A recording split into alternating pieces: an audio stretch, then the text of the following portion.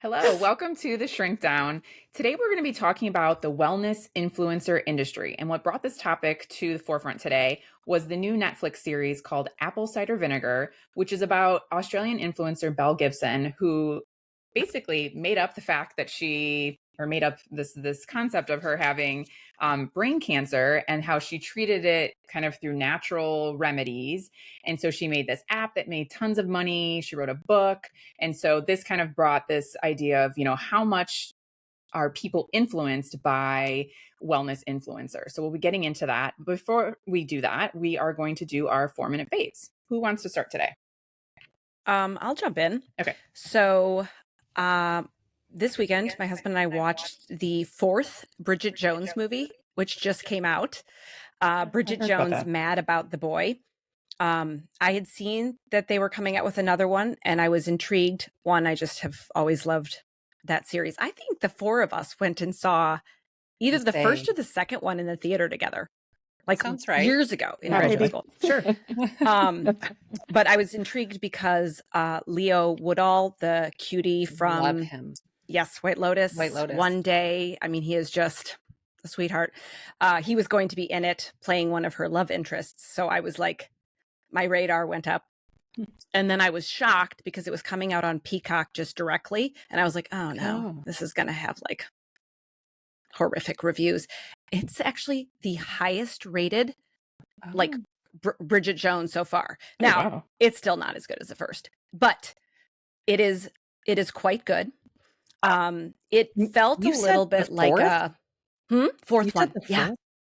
So there's Must the have first missed one. one. There's the second one, which was the stupidest one. Okay. And then the third one, she's like having a baby, and that one has Patrick Dempsey in it. Oh, see, I must have missed that one. Yeah, and then this one. So this one, and basically Darcy has died. Like that's the start of it. So she is alone, raising two kids, and kind of going through that grief process. So there's some very poignant scenes about grief, and then it's sort of her kind of dealing with that grief and sort of navigating motherhood. There's a lot of funny motherhood stuff with like the mom, her showing up, of course, disheveled, and like the mom, the perfect mom that's like, she's always like, hey, still in her PJs. And then she ends up having this little relationship with a younger man. And it's very cute. Tons of nods to the first one, little jokes. So if you were a big fan of the first one, you should definitely see this one. You don't have to have seen, you could have missed 2 and 3. You could just have seen the first one and jump right into this one. It's fine. And then Chiwetel Ejiofor is also in it playing a teacher, and he's great. So it was very funny. You cry and you laugh, and it just felt like it had a little bit of everything. And I will say, I said to my husband while we were watching it, Leo Woodall, if he plays his cards right and doesn't like fuck things up for himself, he is going to go far, because he almost has like the charm of like a Harrison Ford. I've seen him now in multiple things, and he has chemistry with everyone. That smile and those eyes. If you just look at a picture, someone brought a picture up, and I was like, okay, you need to see him in person, because like when he's engaged in the scene, he's so good, so charming. And after seeing him in One Day, which if you guys have not watched One Day on Netflix, Is that the Anne Hathaway one? yes, Okay. you told me. Oh. No, that's a movie. That's the movie version of the book One Day, and it's trash. This is the limited series that came out within the last year and a half. It is amazing. Okay. That was one of my favorite books. I mean, I think it was like one of my top 10 books for a while, and that movie was trash. And when I saw this show, it did the book justice, and you will not love Leo Woodall after seeing this. And his range of acting, I mean, he would just blew me out of the water, and everyone who saw it. You will cry like you've never cried before, though. Just anyone that I told to see it and then didn't know that it was going to go that direction was like, what happened? Wait, I cried so much. Bridget Jones or One Day? One Day. Oh, Oh, I know. I was like, are we talking about Bridget Jones? Sorry. One day. You'll cry with both, but you'll really cry with one day. Giving us multiple recommendations. Yes. Yes. Multiple. Yes. So essentially you're recommending Leo Woodall. I am that is my fave for today. Can we put that down? Leo Woodall is my fave. Sure. Yes. Like, that is my favorite today. Terry, you saw him in White Lotus too. Oh, yep. I did too. He's really good. He's great. Really good. Really good. And then, like, I first was like, who's that guy? Yeah. And then he has a sort of sleepy, drunkish look to him. He does. His eyes are never fully open. Yeah, which took me a minute, but he's got he's got a lot of charm. Yeah. I was like intrigued by him in White Lotus, and then when I saw One Day, that was it. And then this one was also quite good. And then he's in a Apple TV show called like Prime Target or something. I've not watched that one. That's like one of their new shows. So yes, there we go. Very cool. Okay. Terry, what about you? So mine is something I touched on in a previous one, the pancake sheets that you can cut into squares. So a friend of mine a year or two ago gave me the recipe, and then I found one online and I've sort of modified it, and I've tried a couple different versions. So I use the Kodiak pancake mix that you can get almost anywhere. And there's a couple different flavors, but I usually use the regular one.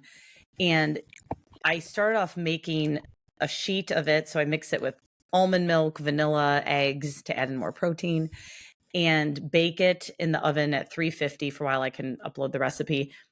And they were thicker, but it's really hard to make sure the middle is cooked all the way through. Then I've also done versions where I've used a donut pan and made them donut shaped or muffins. And then just this morning, I made a sheet for the week and I made it thinner and bigger.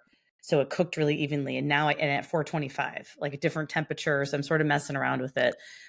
Super easy go-to breakfast. The kids can feed themselves because once it's cooled, I cut them into squares, put them in Tupperware, and then the kids can just heat them up like 30 seconds in the microwave. Protein, they just throw some fruit on the side. I actually had a friend who broke her ankle yesterday, slipped on ice, and she's got 3 kids and works full time. And I took half of the batch today, cut it up and dropped it on her front porch. Nice. I'm like, here's some easy breakfast for the week. Really like it. I don't do it every single week because the kids start to get sick of it, but maybe every 2 weeks or so I'll do it. And it's and I also sprinkle in sprinkles and chocolate chips. My friend does blueberries who gave me the recipe, but I feel like the chocolate chips and sprinkles make it more appealing. Yeah, a little more fun for the kid. And I can actually say it is, Terry, you've shared this recipe with me and I've used it multiple times. I think I always did use a bigger pan, so it was always thinner, but it is, the kids love it.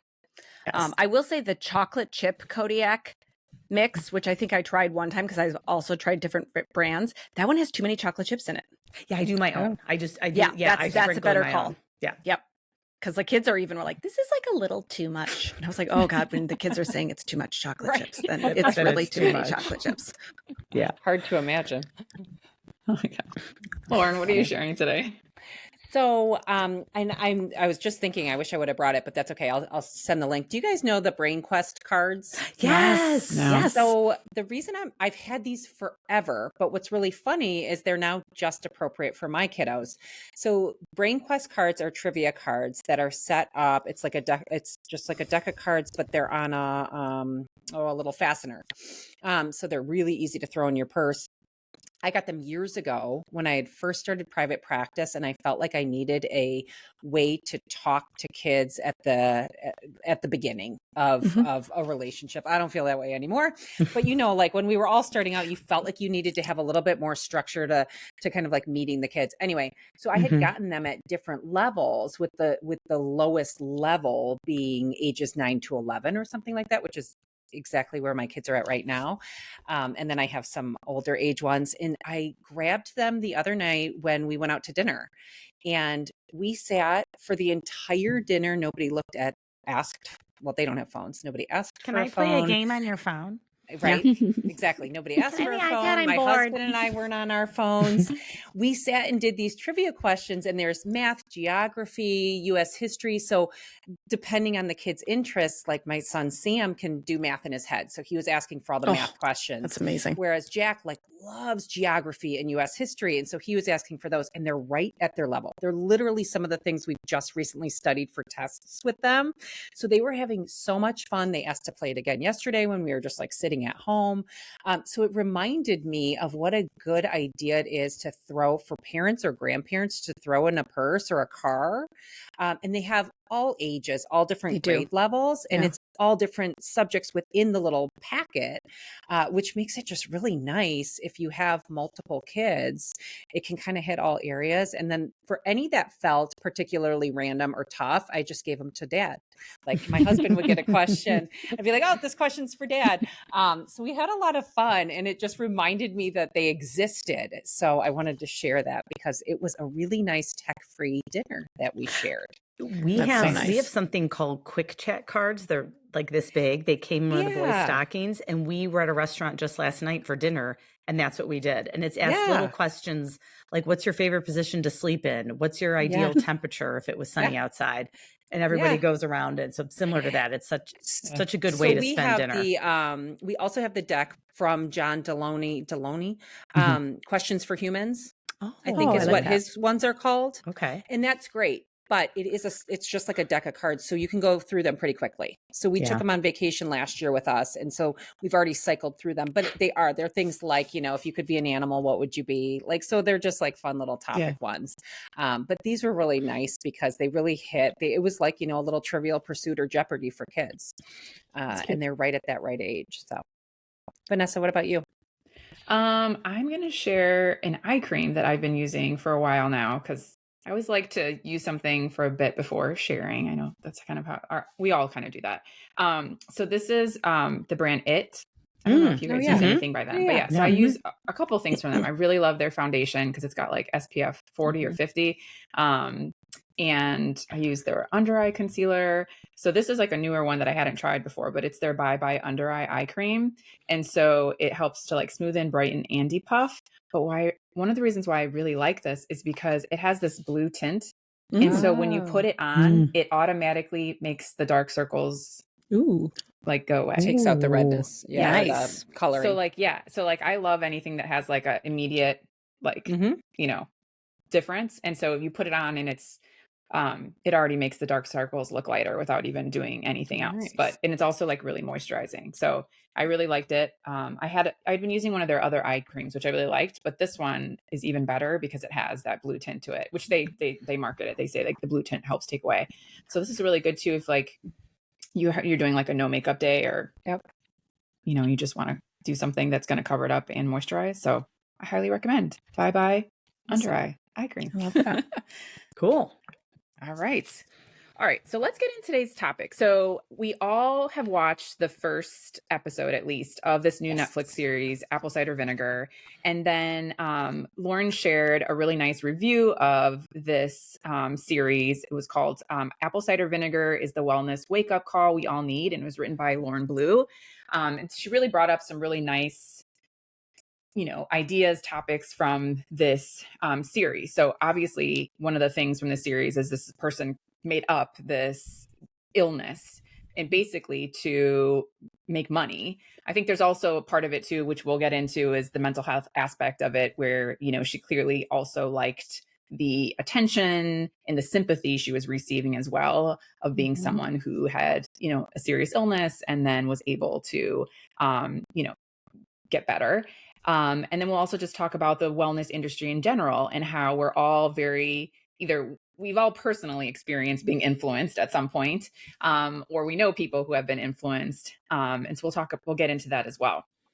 So any first thoughts about the first episode in this series? So I know we texted about this, but Scamanda is the podcast series that was wildly popular. And in fact, that is one that seems to have caught people who aren't podcast listeners, that really caught their attention and sucked them in. And very similar story. pretending to have cancer, all the secondary gains associated with it, the primary gains, which is the financial ones, but then the secondary gains related to attention and sympathy and, being treated like you're a cancer patient. So it reminded me of that. And it made me actually wonder a few things. It made me wonder, one, how prevalent that might be. I don't think this is an N of two. I don't think this is Mel Gibson and Scamanda. I think it's probably much more prevalent than we would even realize. Just like I think serial killers are much more prevalent than we even think of. So do I. Terry and I have a theory. We love our serial killer theories. And I think in this day and age, the secondary gain, like I can think of Munchausen's and Munchausen's by proxy. I had one patient on internship on my residency. This is 17 years ago, where my supervisor was the primary person working with the family. So I just sort of observed and, went in when we did CL and did consults on the hemonc unit. And there is some significant gains, even pre-social media. Yeah. Right. Which is when a lot of Munchausen's and Munchausen's by proxy cases come out. But I think you combine that presentation along with the wellness industry, and that is like a hybrid in this perfect storm for certain individuals to capitalize on these particular situations. Yeah. Absolutely. People who are really looking for hope. And then, I mean, that's what makes it so like, I just get like so angry, but like these people who are just looking for an answer, looking for a solution, looking for hope, and they're like preying on these people. I mean, not necessarily, that's not their number one thing that they're going for. They're of course going for the money and for the attention, but like that ends up being what they're doing. They're just It reminded me of just this idea. Oh gosh, remember that old Staples commercial, pressing the easy button? Was it Staples? Yes. Yeah. It's like, I know it's much more complex when you think of a medical diagnosis like cancer, but to your point, Wilhelmina, this idea of hope, it gave me a pit, because I think we are so quick to want to press the easy button on so many things. And as devastating of a diagnosis as that is, there's no easy button. There's no easy button. And I think these influencers offering this false hope when that's where people are so particularly vulnerable. And then if you add in the particular personality or psychology of some people that might be even more vulnerable to those kinds of easy buttons, it just gave me a pit watching it, thinking that, to Terry's point, there are so many more of these people out there than we are even aware of. Yeah. And the woman Lauren that wrote the article was talking just on even a lower level of how she had, been on the social media and all the mouth taping recommendations that are out there right now by wellness influencers. And it is like, I see them all the time, and I don't know why I don't follow it, but it is out there. And she went to her ENT for like a regular appointment, and the ENT was like, absolutely not. Like, please stop doing this. This is so bad for you. You don't know what vulnerabilities you as an individual specifically have. And she was sort of thrown off by this because, I think, I'm not going to speak for her, but I would feel the same way of like, oh, I'm like intelligent and I only follow people that I really think I trust. And still you can be vulnerable to this kind of misinformation.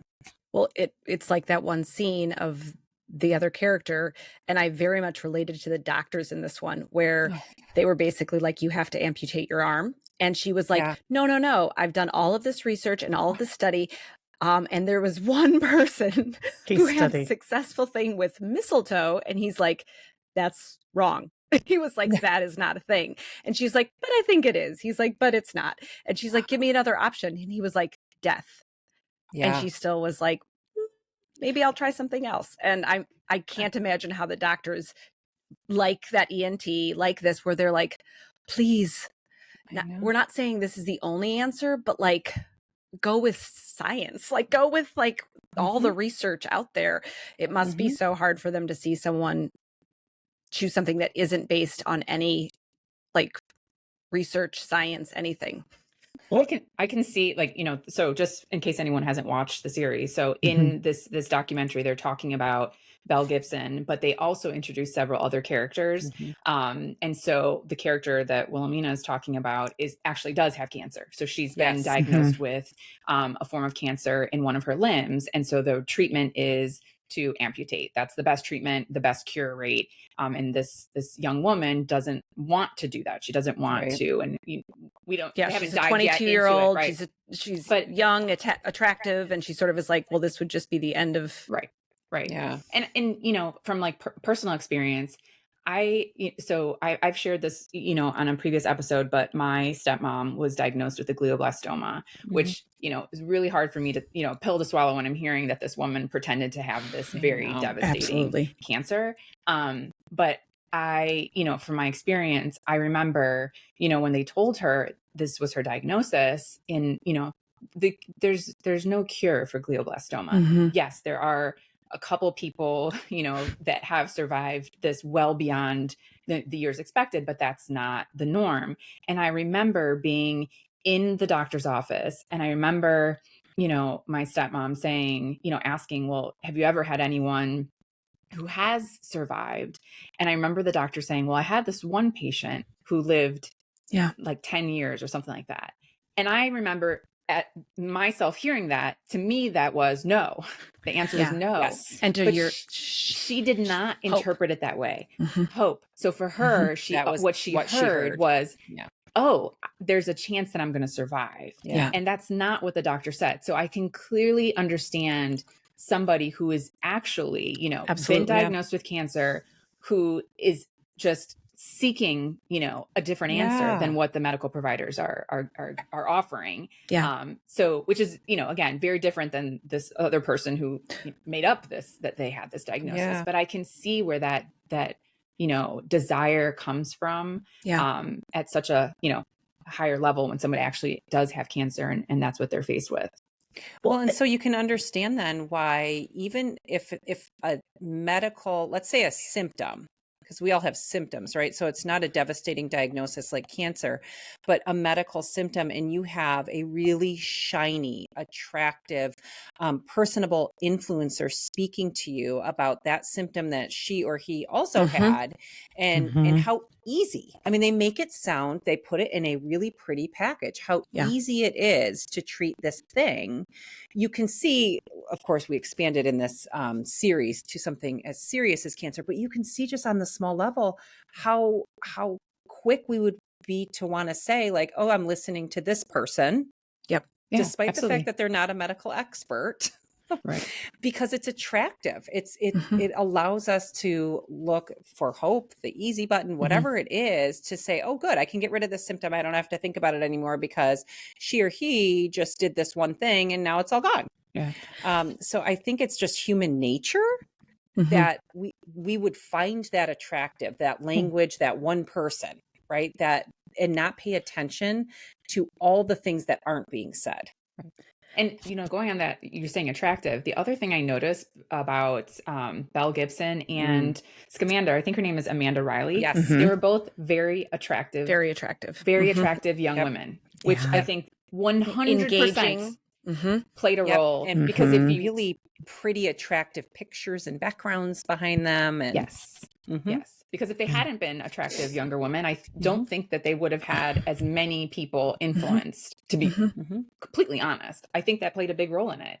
What they were saying was attractive, and these were attractive individuals. And people are, inclined to believe people who look a certain way. I mean, And people who would come into contact with her were pulled in with her because she was able one-on-one and online to sort of pull someone in, but then there was nothing past that. Like she was able to sort of like spin something in the moment, but then wasn't able to after that, it was like all empty. And it's just sort of like, there are people out there that can talk it, can look it, can make you think that everything they're saying in that moment is real because they're, it sounds real. They sound confident. They're attractive, like all of these things. And we go, oh yeah. Yeah. They know what they're talking about. And then you combine the personal anecdote, right? They make it personal. Yes. Yeah. Well, and I think we maybe collectively, but most people, like the easy button, Lauren, are looking, if I could just find the right combination of interventions for myself, and I will do my own research. And it's Yes. never been easier than in this day and age to arm yourself Right. with quote unquote Access. research. And people's Yes. ability to dissect and understand empirical research, peer reviewed studies, is not what it should be in general in our society. And now we have the internet. Like, I can think of when I was in college, I did ABA therapy with little kids with autism, little kids, like 2 to 4 year olds. And I remember one of the moms going to the library and coming back with her stack of books to do her own research. And that is what it used to entail. And even then you still don't have access to everything. And now it is, I can lay in my bed and use my phone. And Google. it's a combination of doing your own research with all of the influence and posts. And how do you, we're so inundated with information. We're constantly having to filter through what seems legit, what seems real. Oh, does that apply to me? Oh, I've been waking up at 4 o'clock every morning. Should I take more magnesium? Should I not? Should I restrict screens? And maybe what the wellness industry did, like going back to the 1980s, was they sold everybody a bag of goods that you could achieve a perpetual state of health, well-being, and contentment if you did the right things. the right things.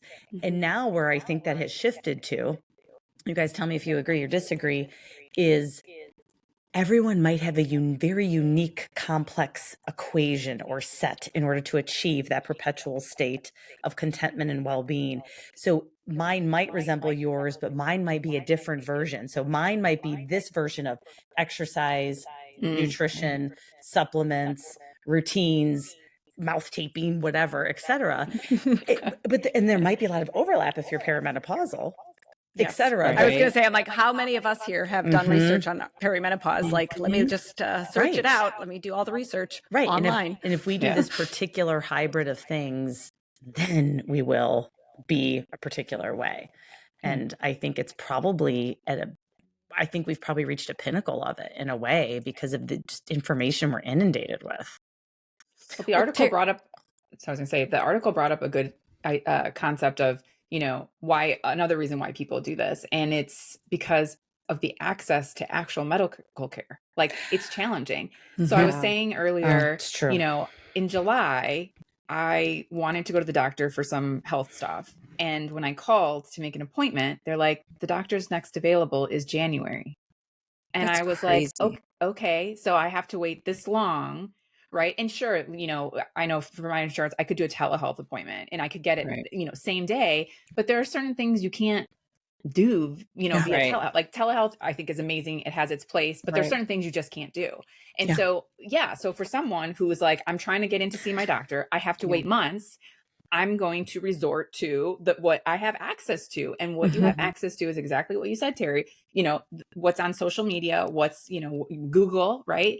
And so I think that plays a big role. I remember, and I think this is, I don't know if you guys have had this experience. I feel like it got worse after COVID because I remember I didn't have a primary care provider, after we moved back to Maryland. And so it was right before COVID. And so after COVID happens, I am trying to call and find a doctor. And I'm literally, they're like, we're not taking anyone, try this office. And I had to call like 5 offices to find a primary care provider.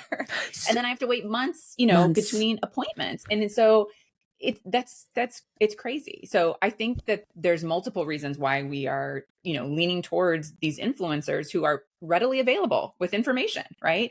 Because we have to wait so long to actually get in to see the real medical providers. And it might be worth a try while you're waiting for that appointment. It's so weird you say that. I had a friend just this morning at 11 a.m. text me and said, why are appointments at Rush, which is where I work part-time, becoming so difficult to schedule? Like, not 7 to 9 months out for a returning patient. Slightly annoying. Just this morning.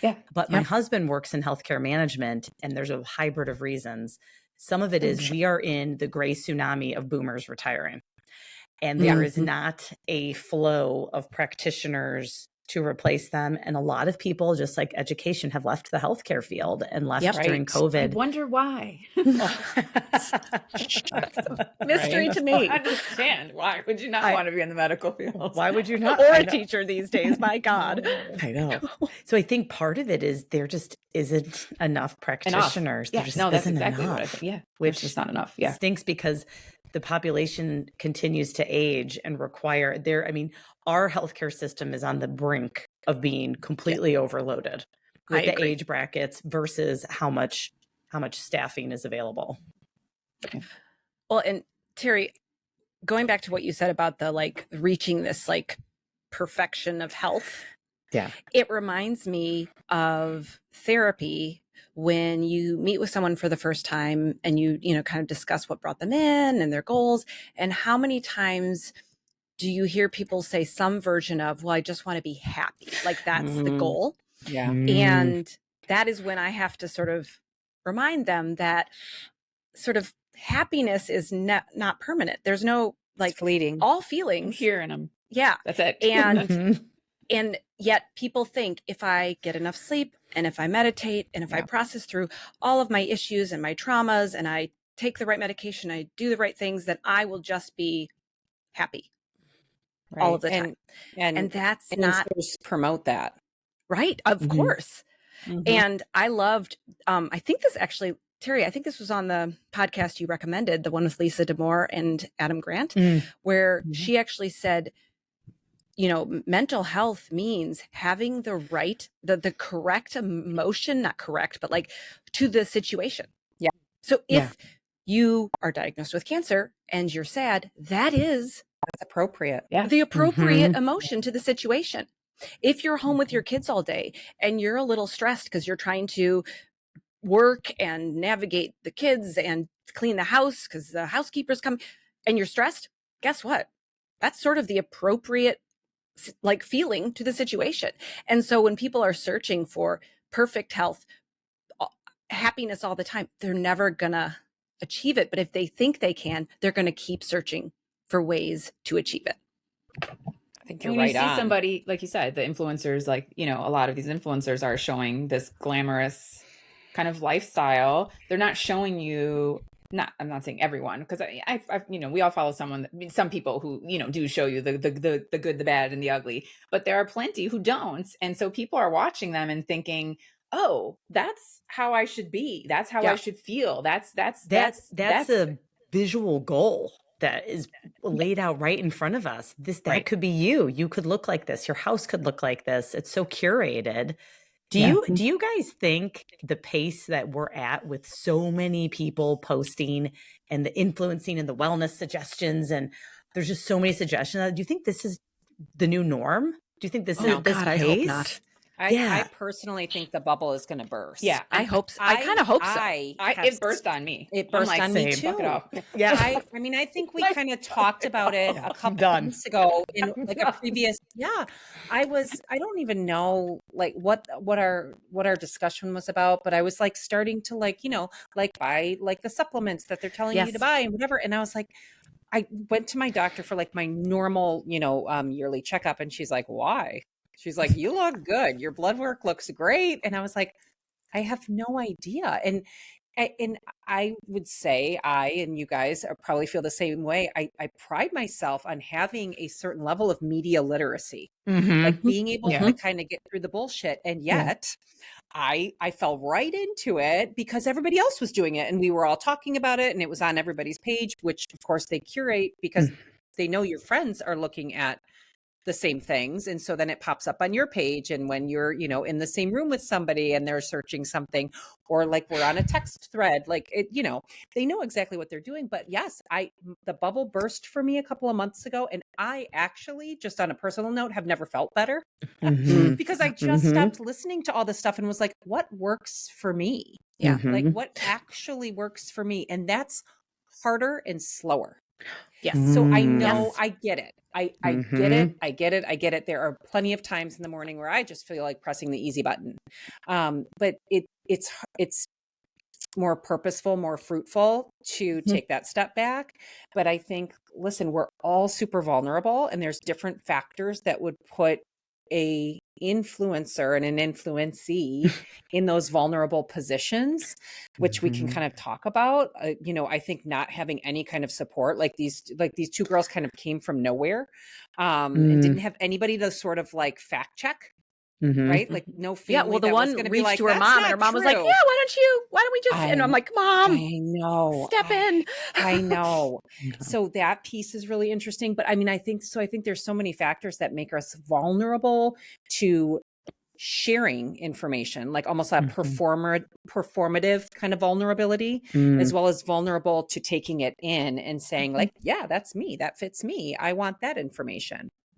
Well, and even like credible sources online, I think of like Andrew Huberman. I think of why am I blanking? The perimenopause doctor that Mary Claire. Mary Claire. Yeah. Yep. And these are, I think, credible resources, right? If I look and follow what they say to do on a daily basis to be at optimal health, I could literally never do it. Like it would they're be like a full-time job. It'd be a full-time job. Get this Yes. much sleep, wake up, have this amount of protein, then go It work is. out for an hour and a half, Nope. do this workout. Go outside for an hour. Go outside first. Go outside for an hour. Yeah. Wait, first get your daylight. Don't drink coffee yet. No, then come back, then have your probiotic, and then go to the gym. But don't do it, don't do too much cardio. Just do this. And then come back, then have this much protein. Then make sure I'm like, so where does jobs and kids factor into this? But it's literally their full-time job. Yes. Yeah. And that's so why they even can the do that. people that are credible and may have a medical background in this data research, they're still profiting from us listening to them. Yes. And that's so true. we cannot separate that any longer. Yeah. You just can't. And so it's literally their full-time job to disseminate this information and live it. It makes it easier for them to tout it. It is. Because they have the time. They can go outside for an hour. They also live in the South and the West and like have the ability to, I keep laughing at you see it all the time where they're like, absolutely get outside and get that sunlight in the morning. I'm like, have any of them ever lived in the Midwest? Here. I know. 5 degrees here. Like, I okay, know. let me just hop outside for a quick bit. Well, and even I'm like, the sun didn't come out for like 14 days. So I'm like, these people do not live where we live and they do not have the lives we have. Well, and I actually was also thinking about the algorithm. So my hair definitely in the last year has been thinning. And I've been like, so I'm doing, my own little searches, right? And then you would think I'm bald based on my Instagram feed. I have everything. Every ad is a different serum, a different pill I can take, a shampoo I can take, a hair product that will help. Like every single thing. It's like inundated. And I actually just went to my dermatologist and he said, ignore everything that is online. He's like, 99% of it is crap. And he's like, we can direct your issue to you and I can tell you what actually works. And I felt so free, Lauren, to your point, where I'm like, oh, I can just let that go. I don't need to keep searching for the perfect serum, shampoo, product combo. I'll just go to my derm and he'll tell me what actually works. What a shocking idea. Yeah. I think there's two different ways that you're influenced. One is like, you're like, Lauren, you're like, I was fine. There was no issues. And I'm like, should I be doing this because these people are doing it? The shoulds. But then there's also when you have a symptom, right? You're like, like this actually hurts or my hair is thinning. Like it actually is. And then you're actually searching for a way to fix something. So I think you can kind of fall into these two different camps of, am I missing out on something that I should be doing because I feel fine? And versus I have this thing that I am experiencing and I want an answer to it. And how do I resolve that? Like I was saying earlier, I was trying to, do some, I was trying to get into the doctor and I had 7 months where I was like, okay, well, what am I going to do? And, Terry, you said like, you're going to try these things while you're waiting. And that's exactly what I did. I'm like, well, let me try some supplements and see if that helps, And here's the other thing I think we all need to do, because I can think about a very personal example where I did my own research and it was helpful. And that then reinforced my future behavior. Yes. So very quickly, such a good point. My oldest, when he was about 2 and right before we started potty training, started holding his poop. Oh, I remember this. This was a huge thing. And my pediatrician at the time was like, Miralax, just do a cap full of Miralax every morning. I was like, okay, sure. I'm a first time parent. It's my oldest, whatever. And we did that for about a month or two. It wasn't really helping. And then I happened to go to a grand rounds where one of the psychiatrists touched on psychosis related in children, how they were related to Miralax. And I remember sitting terrified in this grand rounds going, oh my gosh, I'm giving because a lot of kids who are neurodivergent or have other difficulties also hold, right? And so when they're older, like older elementary school age. And so there's a lot of kids on inpatient psych units that part of their protocol in their chart when they are inpatient on psych is Miralax. And so some people started to look at that saying like, is that necessary? Blah, blah, blah. So like how much is behavioral? How much is physiological? So then I ended up down this wacky rabbit hole. I remember I approached this topic like it was my PhD dissertation. And I came up with this whole part of it was a behavioral protocol using a suppository. It was doing this poop smoothie. He got a chance to, release on his own. And when he didn't, we would do this. But part of that too was making sure his diet was really conducive, to making sure it can come out, et cetera. And the amount of time and effort that my husband and I and the home daycare lady that he would go to, the three of us, really came together. And it was a incredibly effective plan to the point where my pediatrician asked me to type it out and give it to her so she could use it as a protocol for her patients. And I sent it to her and I sent it to friends. And she said to me, this is great because I feel bad just telling parents Miralax all the time. She was, thank you so much. But it took me hours of sitting down to do this and then implementing it. And it was very stressful. It was tears and crying and freaking out for my 2-year-old at the time, holding him down. And it was this whole thing. But that is an instance where I did my own research and it worked. And I think we all need to balance, but how many times do I do my own research and try things and it doesn't work? Right. To make sure it's balanced. Terry, what you just talked about though, yes, the research part you did. Now you also know how to do research because you have your doctorate. You look up the right studies. You're not going off of TikTok. Whatever. May on TikTok. Yes. So there's that. Right. But I might have at the time if it was available. Right? You also did what Lauren just said. You didn't the Miralax would have been the easy button, right? Yeah. Yeah. And you actually were like, I think this is lifestyle, food, this little bit of like kind of how we approach this. It was family. You actually took what I would say kind of harder route, but that's the route that worked. Yeah. Because it wasn't just Miralax. And I would say about once a year, and my son is going to be 10 next month and has had 0 issues since then, 0. And I said to myself, wow, am I so glad we did all of that? Because I have worked with kids. You guys probably all have where you've taken their developmental histories and the parents are like, well, we did this 2-year thing and then the mirror and he's been taken. And you're like, oh my goodness, this kid's been on it for years. And they've been on Miralax. His body doesn't even know how to do this anymore. Naturally. Yes, naturally. Exactly. And I had those instances which also was motivating and propelled me to try to figure this out. But I've always been very thankful because knock on wood, he's gone to sleepaway camp. He's done lots of things and has been totally fine. Well, I think it just highlights something that probably we're all saying without saying is underlying this whole discussion, which is you have to really know yourself. Yes. Or in your instance, your child, your family, your values, like what you have to know in my gut. Does this make sense? I think that combined with what I had said earlier, like really practice or hone in on some media literacy to go like, well, is this something that they're earning quite a bit of money for? And that's why they're like pushing this so much. Or if in doing my own research and talking to my doctor or finding a medical professional that I trust, does this make sense? And the influencer happens to also be saying it, right? It's like really just taking a step back and going, what works for me? What works for my family? What works for my child? Because there is no easy button when it comes to this stuff. And it's it is so simple to think if I just pull up my app and I find somebody that has the solution, that will make me feel better. That will make all this discomfort, this anxiety about whatever I'm facing go away. And the truth of the matter is it's never that simple. No, it's not. Only.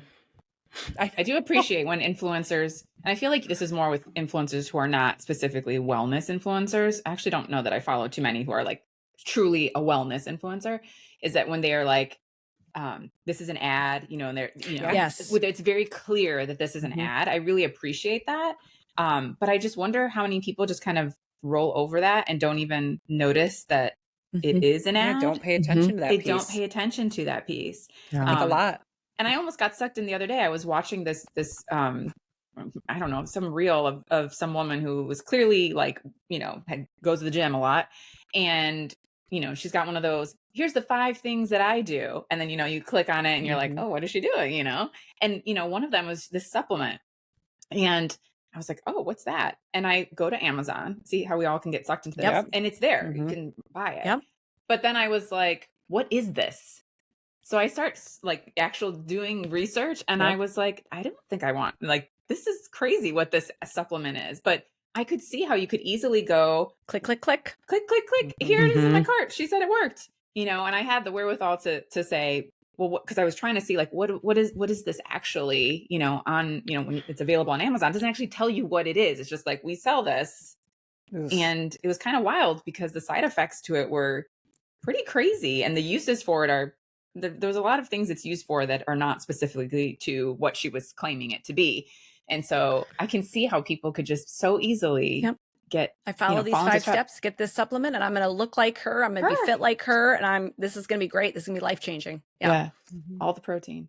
I was actually reading this article about protein, and this goes back to your Terry, you were talking about the like bubble. And so it's talking about how all of these companies have hopped onto the protein bandwagon, and now you can get Cheerios, protein Cheerios. Oh yeah. There's protein in everything. Oh, well, it's funny. They had to create flavors because they couldn't get the original Cheerios with the added protein to taste like the original Cheerios. You can only get it in flavors. But they're shit in the food, right? Yes, let's add more stuff. Well, so but, I mean, there's more protein. Right. Right. But then it's like, then the quality of the protein is obviously not the same as a protein you're going to get from Whole Foods. But here we are trying to get people to buy these things because there's more protein in it. So, I think we're getting to the point where this is going to have to, it'll come burst back around. People. It will. Yeah. It has to. Yeah. Especially with shows like this highlighting how dangerous it can actually be. The Absolutely. things that we're talking about are sort of, and listen, they can be harmful to us in our own way, but this really highlights the danger.